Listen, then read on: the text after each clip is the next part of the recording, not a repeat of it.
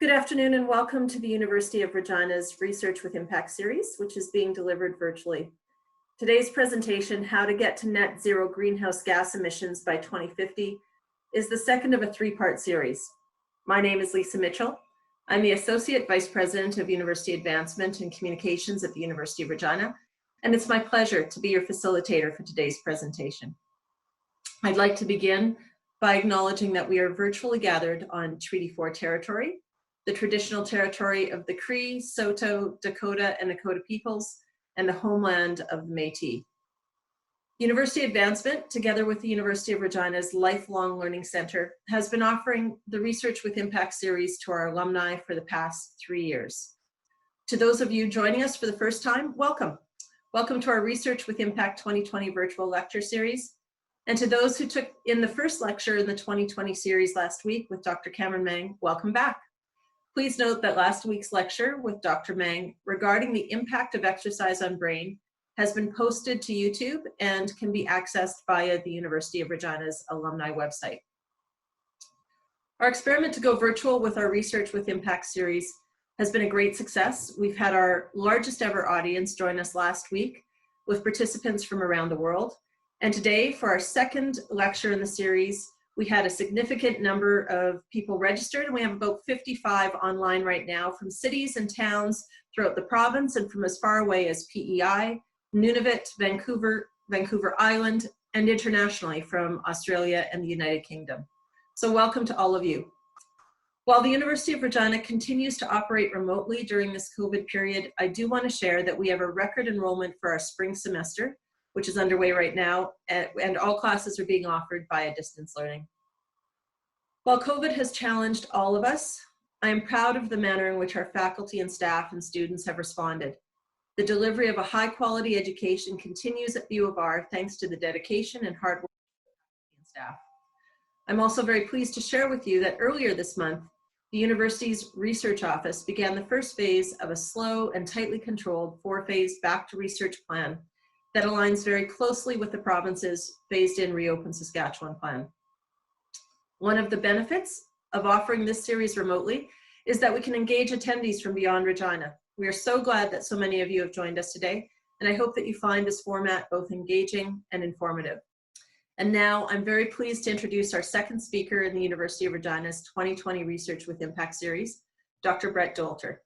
Dr. Dolter is an assistant professor in the Department of Economics at the University of Regina, where he teaches courses in climate change policy, microeconomics, cost-benefit analysis, and ecological economics. Dr. Dolter's research is focused on modeling the costs and consequences of climate and energy policy. He completed his PhD at York University, where his research focused on identifying ways to reduce greenhouse gas emissions in the Saskatchewan electricity sector. He holds a master's in economics from the University of Victoria and a master's in resource management and environmental studies from the University of BC. Dr. Dolter has also worked as a research fellow for the University of Ottawa's Institute of the Environment and was a senior policy analyst for the Saskatchewan Ministry of Environment. Dr. Dolter will speak to us today about how we can get to net zero greenhouse gas emission by 2050. Dr. Dolter, the audience is now yours. Thank you very much, and welcome everyone. It's nice to be here virtually presenting to you. And as Lisa said, it's very cool to have people from all around the world. That's very exciting. So hello to you in PEI in Australia and everywhere else you're joining us from. Now I'm just shared my screen here. Just want to make sure that you can see what I've got there. Hopefully you see a screen right now that says, how can we get to net zero greenhouse gas emissions by mid-century with my name on it? If that's the case, we're good. So what I want to talk about is first lay out the science of climate change, give you a brief overview of what is climate change, why are we talking about greenhouse gas emissions. Then I'm going to walk you through 5 actions or categories for action that we can take to reduce our emissions to net zero. And then I'm going to talk about policies that governments can implement to get us to take those actions and encourage all members of society, all businesses, all households to get on board reducing greenhouse gas emissions. So I'll start with the science of climate change. So we're talking about climate change, we're talking about greenhouse gas emissions. What we're talking about is the Earth's atmosphere. So we know our atmosphere is composed of gases, largely nitrogen, oxygen. It's also smaller concentrations of gases like carbon dioxide, methane, nitrous oxide. And so those are the greenhouse gases. And like a greenhouse, light enters the atmosphere, energy from the sun enters the atmosphere, passes through the gases, and then when it hits the Earth, it's changed in format to become long wave radiation or heat, and it's re-radiated. When we have our what has been our normal amount of greenhouse gas emissions, that re-radiated heat, some of it is captured by the greenhouse gases, just like a greenhouse glass captures heat, and some of it escapes into space. When we're seeing concern for greenhouse gas emissions is when we're building up those gases in the atmosphere so that we're capturing more of that heat and less of it is escaping out into space. So we have this heating then that occurs because of this accumulation of these greenhouse gases that capture the heat. Now, how do we know we're actually seeing heat increase? Well, we can look at the temperature records, global temperature records that stretch back to 1880, and we can look at how temperatures differ from the historic reference period, which is 1880 to 1910. So in this slide, all of the red bars you'll see are years where temperature averages were higher than that reference period. So we've seen warming throughout the end of last century and continued into this century. And some of those hottest years we've had on record have been recent years. On average around the globe, we're at about 0.8 to 1 degrees Celsius higher temperatures than that reference period. And in Canada, it's even higher, especially in areas like the north. So why is that a problem? I mean, I'm here in Saskatchewan. A lot of people would look at that and say, hey, wouldn't it be nice to have warmer winters? And in some respects, maybe that is a benefit to Saskatchewan. But if we look at generally, there's a whole lot of impacts that can happen when you start to add heat to our atmosphere. We have in Saskatchewan here, Dr. Dave Sachin, and he talks about climate change. He says climate change doesn't cause weather, but it affects weather. So we always have storms. We have hurricanes, cyclones, tornadoes in the prairies. When we have more heat in the atmosphere, it adds energy to those storms. And so it's like our weather taking steroids. The weather is more forceful. It can have more strength. And we look at the impacts of that. So 2018, we had a hurricane strike the US Gulf Coast, the fourth most powerful storm in US history. 46 people died, a lot of property damage. The next September, Hurricane Dorian wiped out neighborhoods in the Bahamas, created about $7 billion in property damage and loss of lives. When you have all that damage, I mean, as an economist, you look at that and you see that this is wealth being destroyed. These are resources we've used to build our homes, our businesses, being destroyed. So climate change having an impact, destroying some of the wealth that we've created and destroying people's lives and actually taking lives. So those are some of the reasons why we're concerned about the impact. Storms have more energy. We also see if we have drier conditions, could make us more susceptible to forest fires. Here's Disneyland in California with some of the forest fires of recent years in the background. Currently in Saskatchewan, we're actually in a situation where we have extreme fire danger at this time in this year where conditions are very dry. And so this could be something that we see happening more often with climate change, with this greater levels of heat. So in the prairies, to focus in here, we'll have these hot days that will be hotter, potential for heat waves to actually take people's lives. And you hear that, well, more heat could extend the agricultural growing season. Well, that's also a possibility. But in Saskatchewan, really, we're moisture limited. And so if you don't have moisture accompanying that heat, you don't necessarily have higher crop yields. And you might have droughts that are actually more intense because this heat is leading to more evaporation. Forest fires would be more likely with drier conditions and harder to control. And what does that mean for the rest of us? Well, even if you're not immediately affected by the fire, you could be living in these smoky conditions. This is a picture of the University of Regina from the summer of 2018, where it was quite smoky due to fires in the north. So in short, with climate change, this is only a sample of the impacts, but we start to make the world a less welcoming place, and a place where life isn't as good as it used to be, where well-being is reduced. And so we're concerned about that. And in economics, we often talk about scenarios like a business as usual scenario. So if we just keep on going in our current energy system, what happens? But with climate change, there really isn't a business as usual. If we continue on our present trajectory of releasing emissions, adding to greenhouse gas emissions in the atmosphere, the climate changes. So there's no business as usual. It's change. Staying the course with energy means changing the climate. And so if we continue on the energy business as usual, we're changing our climate. Now, where do these greenhouse gas emissions come from? So I've talked about three sources, three gases: CO2, methane, nitrous oxide. This is probably familiar to many of you. We think about, where does carbon dioxide come from? Well, the human sources be burning fossil fuels like oil and oil products like gasoline and diesel, burning coal, burning natural gas. It can come from industrial processes like cement and steel manufacturing. Methane comes from a number of places. Flaring and venting in the oil industry is a big source of methane in Saskatchewan. Cows burping in the agricultural sector. So cows, when they're digesting their food, produce methane in their stomachs, and that is burped out as methane. Also, if we have compostable materials, organic materials going into landfills, when that decomposes without oxygen, you get methane, and landfills are a big source of methane. Nitrous oxide is another greenhouse gas. And think about Saskatchewan again. If we have agricultural fertilizer, nitrogen being applied to fields, when that degrades, nitrous oxide is released. So you look at this list and you see the energy systems and the food systems that we've built to support our population, to support modern society, are all our sources of greenhouse gas emissions. And so that means it's a big challenge to actually shift away from releasing these emissions. And I don't want to pretend that it's an easy task or that it's a quick fix. We've got a lot of work ahead of us to actually get to net zero. But we've started to see in the international realm a commitment to reducing greenhouse gas emissions.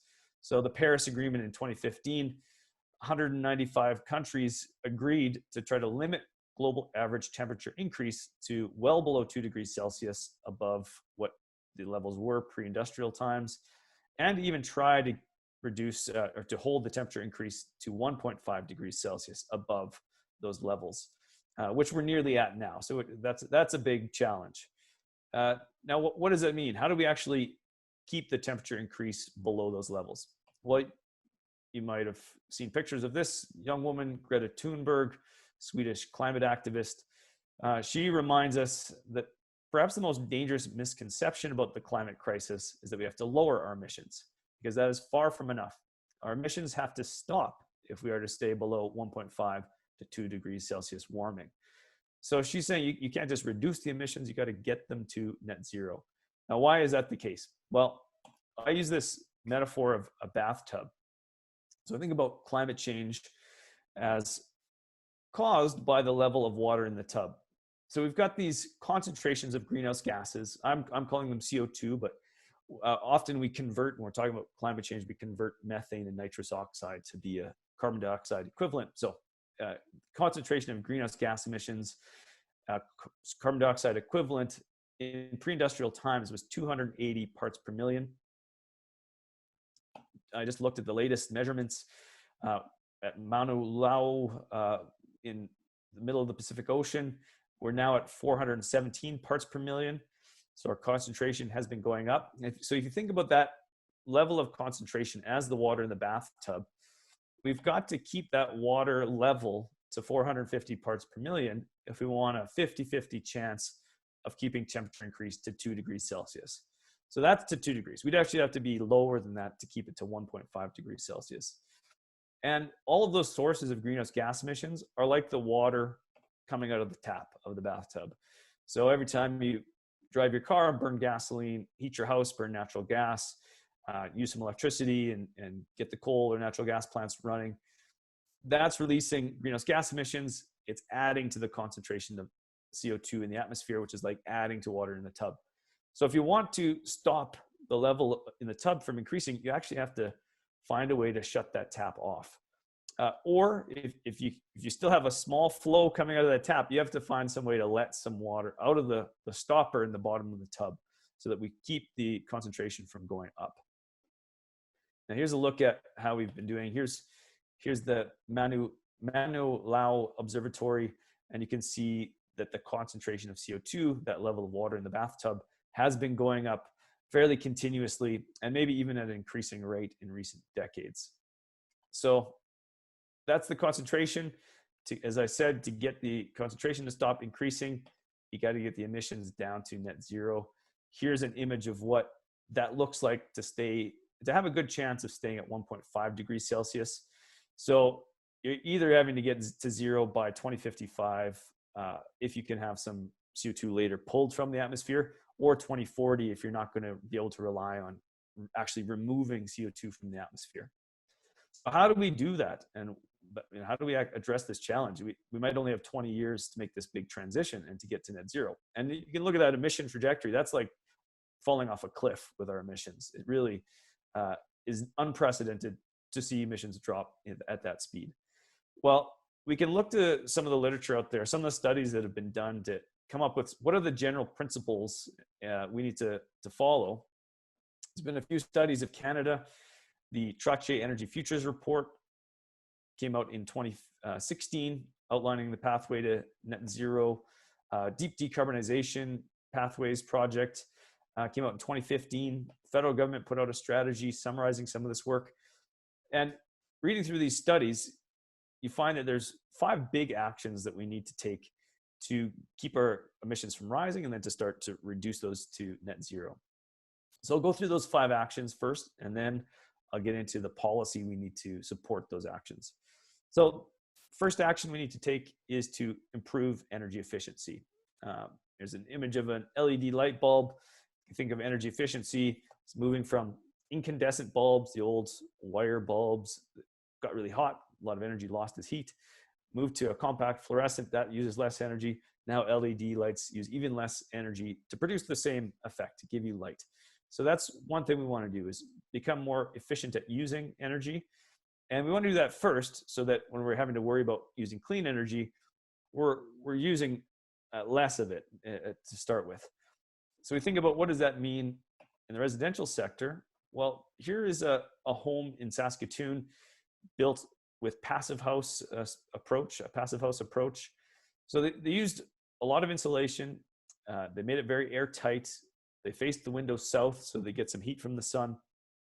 And with all of those actions in the house design, it actually doesn't need a natural gas furnace.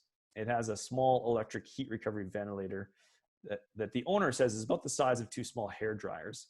And that is what's used to heat the home. So much less energy used to keep the house warm in the depth of a Saskatchewan winter. In the industrial sector, this is an image of a potash mine. We have a lot of potash mines in Saskatchewan. So you might be looking at operational changes like shutting down a conveyor belt when it's not in use, or changing your equipment out, using more efficient motors, finding ways to improve your energy efficiency that way. So those are a couple things you can do, a couple actions in this category of use less energy, become energy efficient. The second strategy, second action we need to take is to clean up electricity. And in this sector, Canada actually starts from a good position. So in 2017, 82% of our electricity came from non-greenhouse gas emitting sources. So we had hydroelectricity was 60% of our energy, nuclear was 15%, and non-hydro renewables like wind and solar were 7%. So we've got a good place to start from, and we need to build on that and finish the job by getting to zero emission electricity future. Now, how we get to that future is still a source of debate. We know there are different pathways to get there. In Saskatchewan, there's a debate about whether we're looking at a lot more renewable energy or if we're looking at nuclear power. So some talk about small modular reactors and waiting to see what are the costs of those technologies. When it comes to nuclear, there are different views. There's those in the camp that say, well, we can use 100% renewable energy. Let's go that route. Mark Jacobson, his group are advocates of that approach. And you can see this 100% Canada image. That's showing how Canada can get to 100% renewable energy for all energy uses. Others would say, well, let's keep the existing nuclear reactors and then build on top of those renewables, or others saying let's build new nuclear and seeing if they can find ways to make them less expensive. So there's a debate about what pathway to choose, but we do have options. We do have pathways we can look at. The third big action is to electrify as much as possible. So here's an image of an electric bus. This is a bus manufactured by New Flyer. It's a Canadian company. Canada is actually home to 4 companies that make electric buses.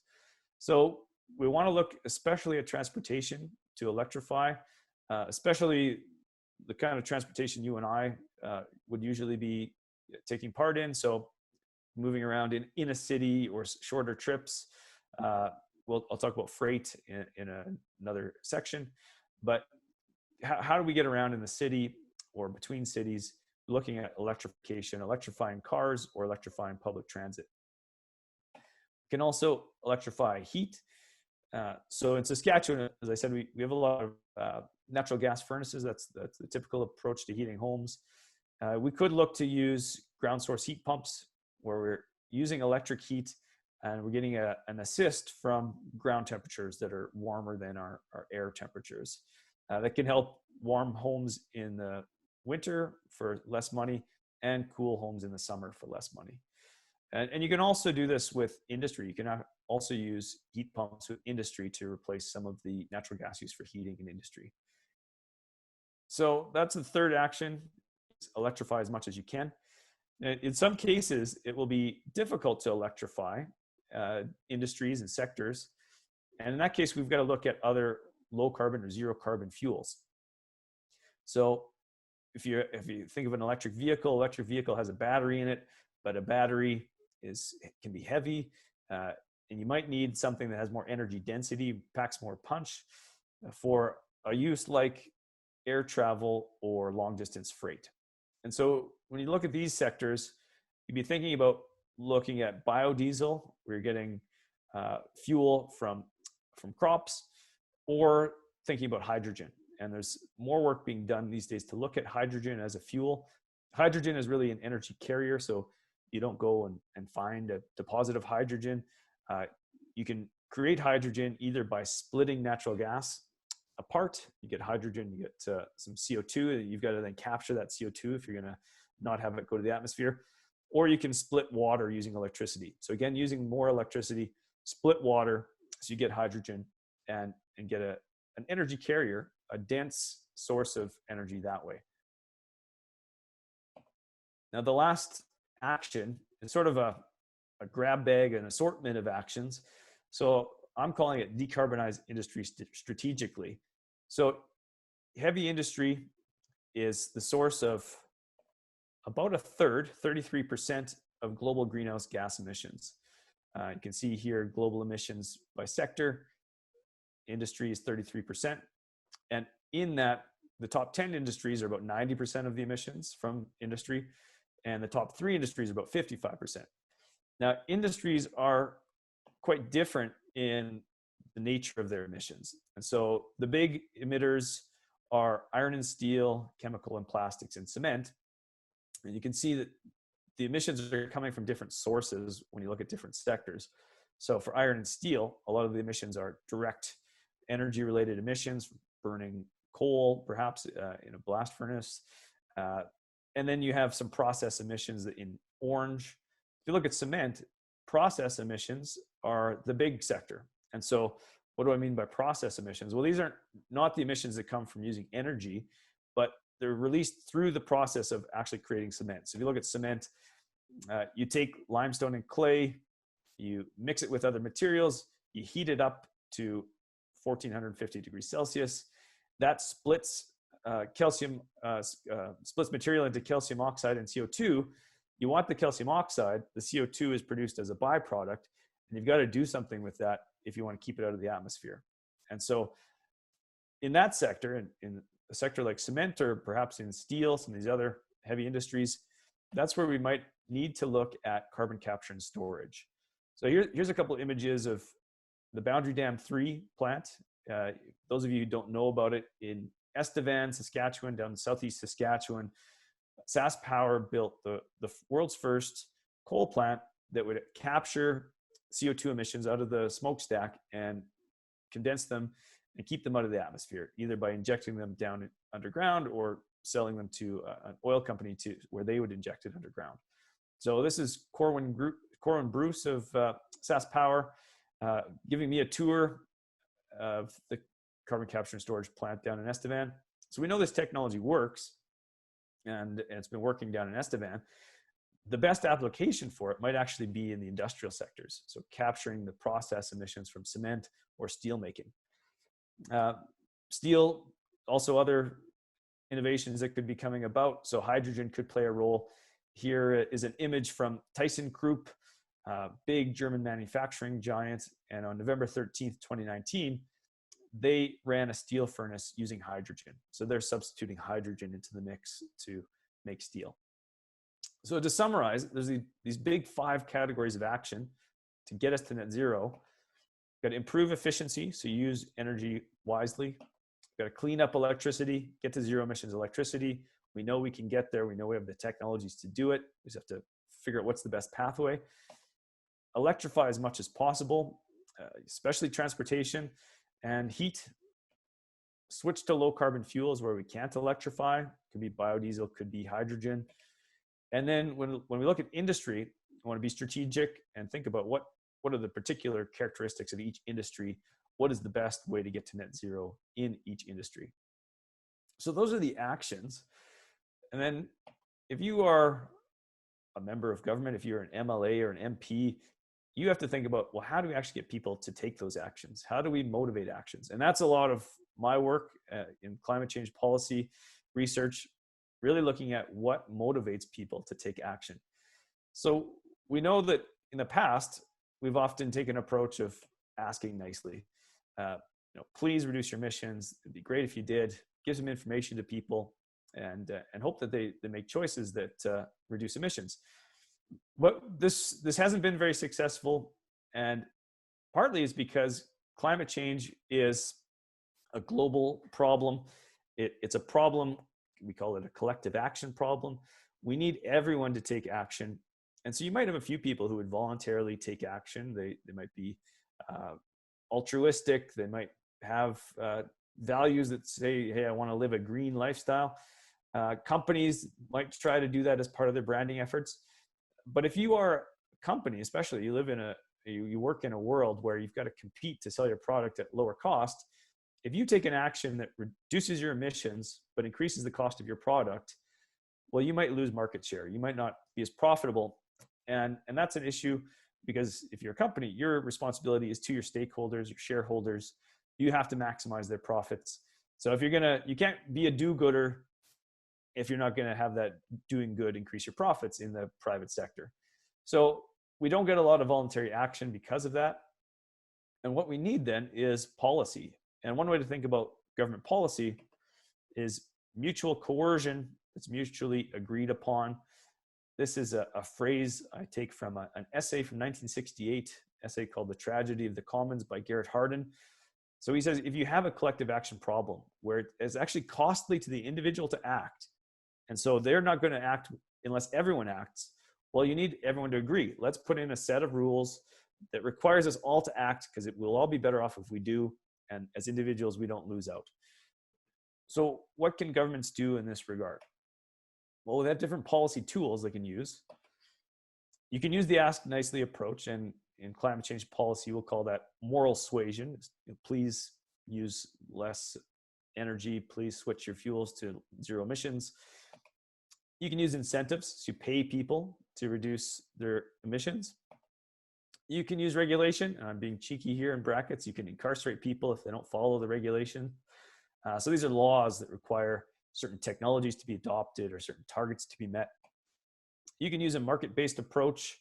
In economics, there's an approach we get excited about. So you put a tax on the pollution so that it actually enters into the decisions of these businesses, and it does affect the bottom line. So you actually can increase shareholder profit when you reduce emissions.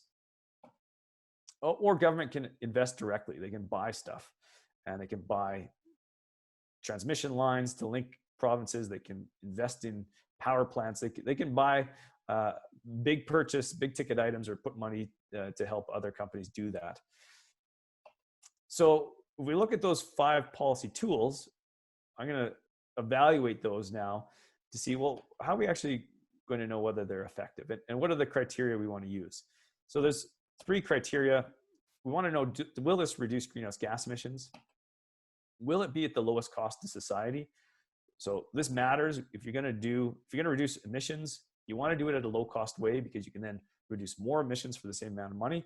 And you can also reduce emissions without taking away from people's purchasing power and incomes. And lastly, from more of a political perspective, are these policies supported by the public?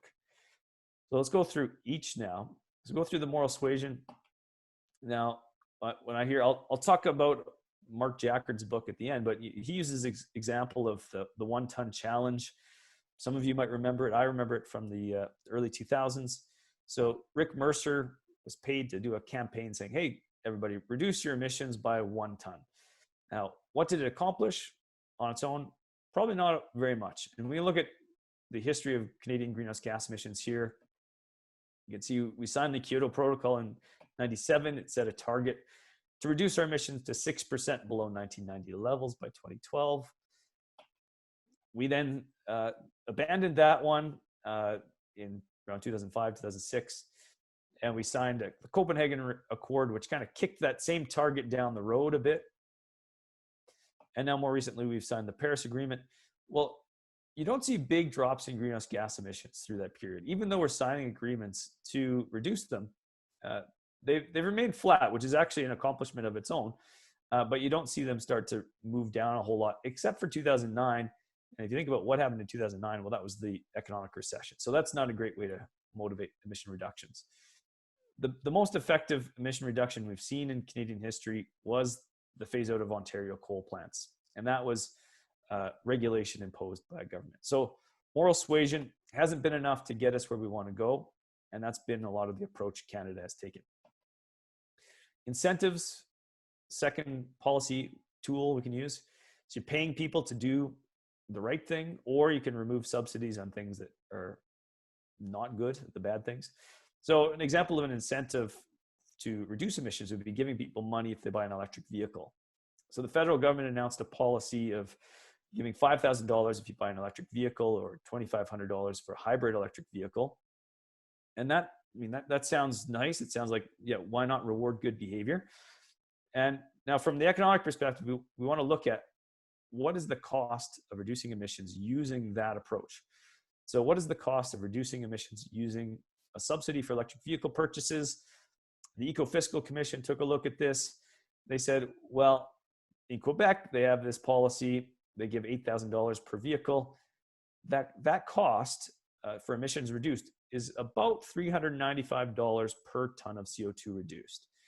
Now, compare that to right now, we're paying $30 a ton in a carbon tax to encourage emission reduction. So this can be a very expensive policy, and it can be expensive because we often end up paying people who would have taken the action anyways.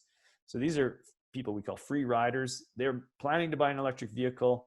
They hear about a subsidy, like, oh, great, I was going to buy one anyways. Now I get $8,000. So if you are relying on this approach, you might just be paying the people to take action that were going to take action anyways. And that money has to come from somewhere. These incentives aren't free. That money is used to give to people. It could have been used for other purposes. So incentives can be expensive. Regulation, one strength of regulation is that it is effective. So again, this is the Boundary Dam Power Plant. There are regulations now in Canada that all coal plants have to be either retired or they have to meet an emission standard of 420 tons of CO2 per gigawatt hour of electricity produced, which is about the emission intensity of a natural gas plant. Coal plants are usually up above 1,000 tons per gigawatt hour. So this regulation kicks in at 50 years. Well, it was going to kick in at 50 years of life for a coal plant. It now kicks in as of 2030. And so if you're a coal plant operator, you have to either retire your plant or put carbon capture and storage on it to reduce its emission intensity. So regulation from a political perspective, they might be more politically palatable because there is a cost, but people don't necessarily see it. It's a little less explicit. It's hidden. So in Saskatchewan, our power bills have gone up because we've built Boundary Dam 3, but it's not a line item on your power bill like the carbon tax is. So it's a little more hidden, which can make it politically palatable. But it's not necessarily the cheapest way to go. If we look here, so here I'm comparing the cost of 3 different power plants as you would increase a carbon tax on them. I don't want to get too deep into this slide, but the big takeaway is you wouldn't have built Boundary Dam 3, you wouldn't have converted it to carbon capture and storage unless you had a carbon tax of $60 a ton. So that's the implied carbon tax or carbon cost of Boundary Dam 3. Now, instead of doing that, though, you could have built a natural gas plant and just shut down Boundary Dam 3. And so you wouldn't choose to create Boundary Dam 3 with carbon capture and storage instead of a gas plant unless the carbon tax was $250 a ton. So again, this regulation has a cost. The decision to have CCS, carbon capture and storage, had a cost. It's just hidden and we don't see it explicitly on our bills. Now this takes us to carbon pricing. We know it's explicit. You know, in Ontario, they've put stickers on gas pumps to make it very explicit that you're paying 4.4 cents a liter last year, 6.6 cents a liter this year on gas. And it's explicit, but economists look at this and say, well, we want people to know how much pollution costs and take it into consideration when they make their decisions on what to purchase and what to invest in if you're a business. So I'm not going to show many supply and demand graphs. Hopefully none of you have trauma associated with your economic undergrad classes related to these graphs. Here's a graph, the classic supply and demand graph. We have supply sloping up, demand sloping down. Where they equal, that's our equilibrium in the market. And we see the equilibrium price and quantity.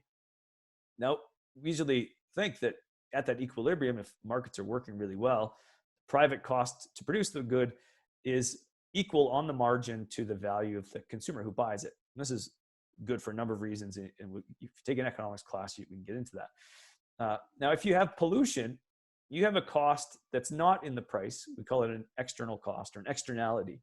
This means costs are higher than you actually pay and that you'd see.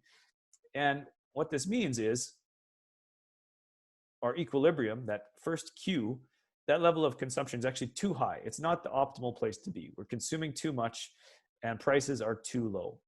So an economist looks at this situation and says, well, what's the fix? Well, the fix is to put a tax in there that equals the damage caused by pollution. This is going to increase the price. This is going to cause people to buy less. And that's what we want. We want people to buy less, to pollute less. Now, it's not the last, the 2018 winners of the, what's the equivalent of the Nobel Prize in Economics, were William Nordhaus and Paul Romer.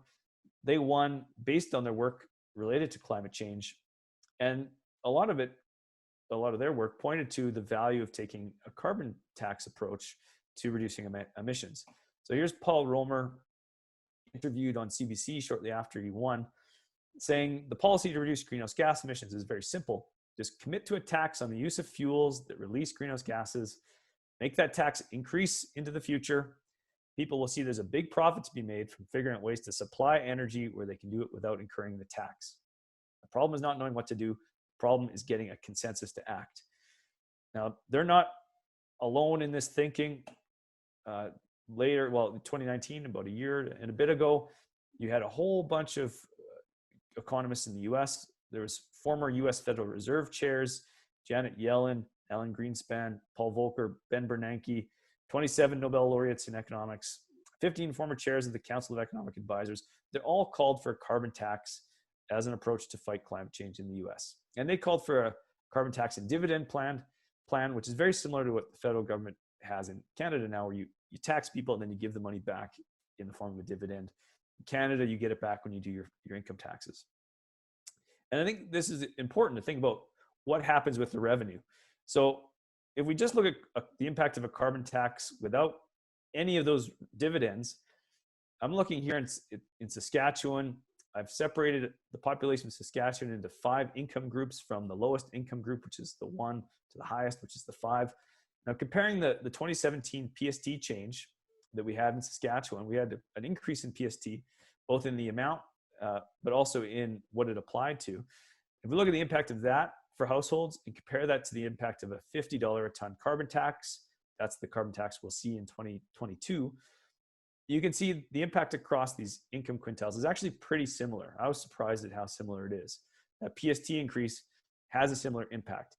But this is before you give the dividend back, before people get the rebate on their taxes. Once you give the dividend back, once you get the payment on your income tax, you can look at the net financial position. So the blue bars now showing the net financial position for the average household in each of these income quintiles. The low income quintiles are actually saving money. It's a negative cost, which means they're actually getting more money back than they pay. And it's just those higher income, the very high income people, the top 20%, who are paying more than they get back in the dividend. So you use the revenue strategically to not affect people's incomes, but the carbon tax still influences their spending choices. So we know this can work. We know we've had it in place in BC, and it's reduced emissions relative to what they would have been. But where it runs into trouble is in some places, it's not very politically popular. And so here in Saskatchewan, that's been an issue. You can see this is a survey from a few years back looking at whether people think the federal carbon price is good, acceptable, or bad. Saskatchewan, about 68% of people thought it was bad. And so you have some political challenge there. You don't have the political acceptability. Now, the last policy is, as I said, direct investment. And you think about the Green New Deal being proposed in the US. So this is government getting involved to encourage the switch to renewable energy, building big transportation corridors with high-speed rail, and using the government spending power to reduce emissions. Now, I won't say a ton about this, but just that one critique is that you are needing people to both support climate action and support a bigger government. And that can be a challenge of its own. So that's the weakness of that approach. Now, just to summarize, what are those 5 policy tools again? Moral suasion. So we know the talk is cheap, but it's often ineffective. Incentives, just remind you again, free money isn't really all that free. There is a cost. It can be an expensive way to reduce emissions. Regulation can be inflexible. Now you can design it to be more flexible, and that would help with the cost. But it does have a cost, and it can be a high cost. But it might be more politically palatable because it's a hidden cost. Market-based, like a carbon tax, works great, but maybe it has a face only an economist could love. And direct investment, it's a question about, well, are we going to have a market economy? So the last thing I'll say is just that if you want to read more about those policy actions, those policy tools and the actions we need to take, I recommend a book by Mark Jackard, The Citizen's Guide to Climate Success. And he talks about climate sincere versus climate insincere governments. And he'd say a climate sincere government is one that will focus on regulation and market-based policies because they're effective, and they will commit to those, and they'll increase the stringency over time. And they might use moral suasion and incentives and direct investment, but that would be as a complement to the big two, which are regulation and market-based. If a government isn't climate sincere, they might rely on moral suasion and incentives, and it's not going to be very effective. So there's that book. It's actually available for free download if you look online for the publisher. But I'm happy to take your questions now, and we can talk a bit more about what I've presented. Okay, well, it looks like there's lots of questions coming my way. So I've got one about cows, methane, links to published reports. So I'll answer a bunch here in a row. Percentage of cows methane expulsion into the atmosphere in Saskatchewan. I can get you that data. I don't have it off the top of my head, but it's a number of megatons. It is. I'm gonna say 2 to 4%, but I don't have the number quite handy. Someone else asks, could links to published reports be emailed to participants? I'm happy to post this presentation, and in the presentation I have links in the comments, as you can find those links. And I understand this will also be on YouTube. So if you hear me, if you just hear some of the names of the presentation or the reports, Google those. Most of them should be available for free. Here's one from Keith. How do we influence third world countries to follow suit when they have many priorities ahead of this? How do we make it truly global? I think that's a really great question. And we think about, this is a global problem. greenhouse gas emissions are released all over the world. And so we release some emissions in Saskatchewan, some in Canada. If we cut to zero, we still have emissions coming from other parts of the world. So we still have climate change affecting us. So how do we actually make this global? There's a few things to think about. One, and here's where I would strongly say, take a look at Mark Jackard's book. He's a guy who's been a thought leader on this for a long time.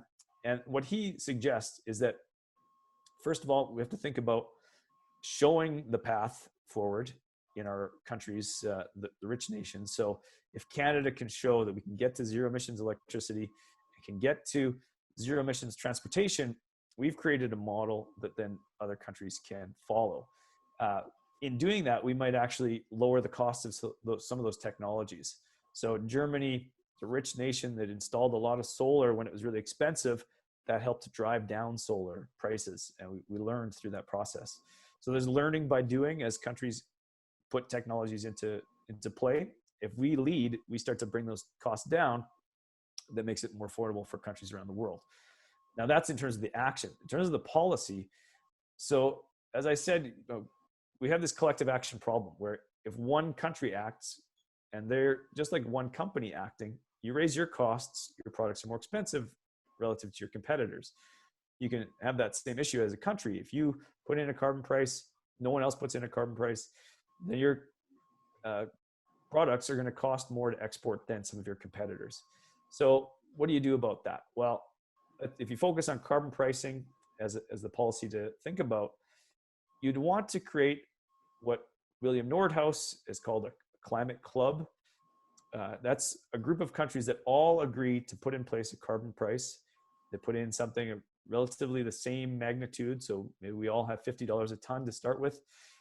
You can imagine this happening if you had the European Union, if you had China and the US. If you had those three in your carbon club, you've got a big chunk of the world's emissions.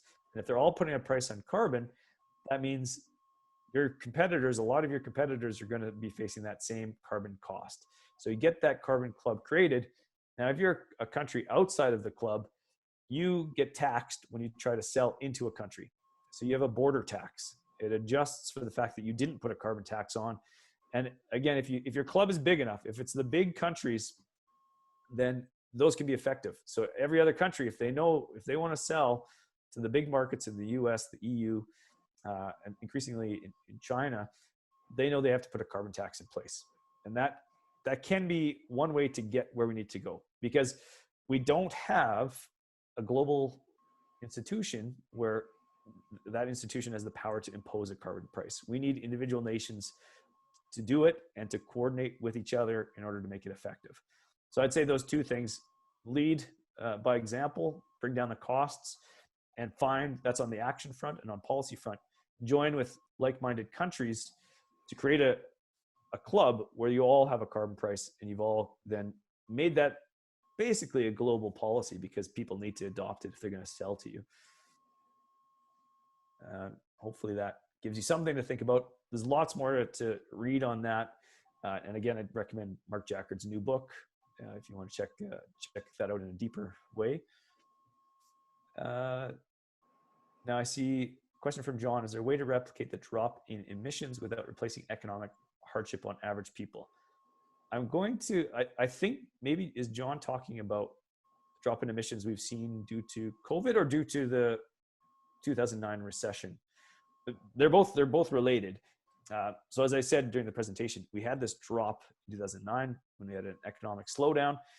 We have a drop now with COVID as less activity is happening. And actually, I thought this might be interesting and might get a question about it. So I have just one slide I'm going to add to show you. We can look at if we break down greenhouse gas emissions into the drivers, what is driving greenhouse gas emissions? We look at that and we can see that there's 4 factors to think about when we think about the drivers of greenhouse gas emissions. I'm going to share my screen again just so you see this slide. Let's share. So the 4 factors, think about how many people do we have? So population. How much money do they have? How much energy do we use as a society for every dollar of GDP, of production that we have? And how clean is our energy? What are the greenhouse gases per unit of energy? So are we burning coal, or are we using hydroelectricity? What energy mix do we have? So we look globally, in the past decades, we've seen population increase, which is going to put pressure on greenhouse gas emissions to rise. We've seen GDP increase, which has been the big driver of increases to greenhouse gas emissions.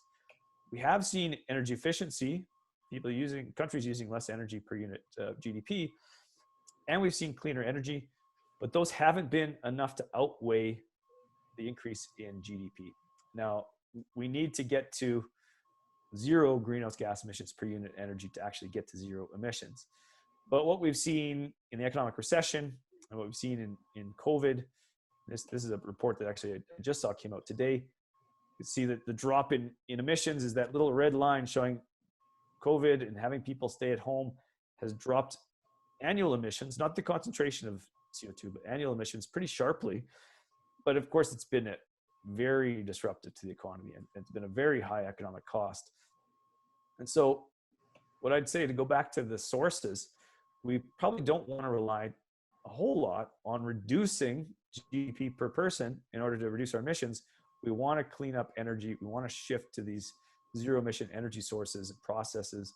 So we want to focus on those last two parts of the equation, rather than saying, we've got to cut consumption. Because even with this big drop in our consumption, our production during this era of COVID, we've only seen a decline of 5%, something like that, in emissions. So it's a high cost, and it's not even enough to get us where we need to go.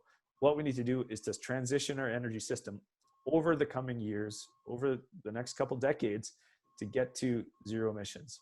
And that's the way to do it. It needs a sustained effort. It needs sustained policy.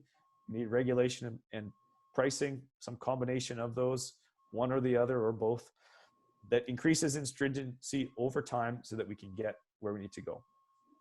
So I hope that answers John's question. I'll stop sharing again and go back to the questions here.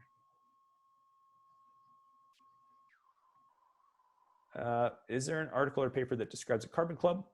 Yeah, and if you just take a look at, if you Google William Nordhaus Carbon Club, you will see references to the work of Nordhaus. Can I elaborate more on incentives and implications? Yeah, so talk a bit more about the Carbon Club. It is a way to align the actions of countries without having a central enforcement agency. So, internationally, we have the Intergovernmental Panel on Climate Change. There's a scientific body that tells us climate change is happening. It's serious. It's going to have costs. Here's what we can do about it. We have the UN having conferences, getting countries to come together to say, hey, this is how we can work together. This is what we'll do. But the UN, the IPCC, they don't have any real strength. They don't have any enforcement power. And we don't really have a mechanism to have a central source of enforcement power internationally. So it has to be that we work as individual countries and create coalitions, align our climate change policy with willing partners, with those who also want to reduce greenhouse gas emissions. And a carbon club is one way to do that. And it specifically is one way to unite around a carbon price. So you can imagine EU has a carbon price, Canada has a carbon price, China has a cap and trade market, which is in effect gives a price to carbon. If you had the US is sort of I'd say a central player here. If the US had a change of heart or a change of administration where they decided it was important to reduce greenhouse gas emissions, and they wanted to put in a policy like a tax and dividend approach, that would be the key partner. You get EU, China, the US, and Canada. They can work together and say, listen, we're all going to have this policy. We're all going to have border tariffs. And that's going to mean anyone who wants to sell to us has to put a carbon tax in place. And that ensures we have the policy we need to see emissions go down over time. I better stop there. We only have 2 minutes left. I think we're going to have Lisa do a bit of wrap up. Thank you, Brett. And thank you to all of our attendees and audience for joining us today and for the great questions. You had a lot of questions today. Brett, thank you for sharing your knowledge about climate change, and it sounds like you have really dug into that. There are a lot of ways that we can help achieve a net zero greenhouse gas emission position, and maybe after the presentation today, we'll be more conscious about doing just that. A recording of today's presentation by Dr. Dolter will be posted on the alumni section at www.uregina.ca/alumni. And it will be shared with you by Thursday of this week so that you can review it at your leisure, or if you'd like, you can share the link with your friends and family.